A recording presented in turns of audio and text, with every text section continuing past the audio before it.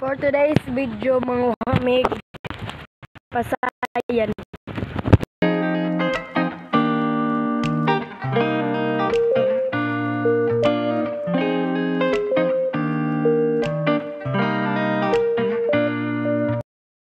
So ayan guys, manguha kami ng ng tabugsok.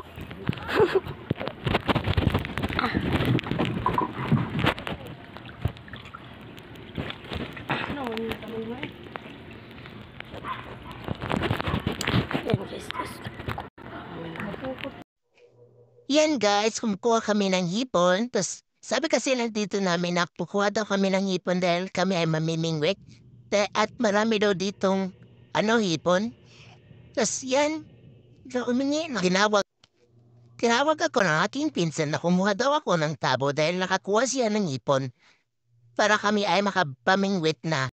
Para makahuli lang mga isda para ulam namin mamayang gabi. Kaya ngayon, guys, kukuha pa kami ng maraming hipon para marami ding isda ang aming mahuli. Kaya ngayon, nakikita niyo sa video, kumukuha na ako ng panghuli ng hipon. Tapos guys, ipapas forward muna namin ang aming video dahil mas mataas pa kasi pero diretso na lang natin sa naming wet kami.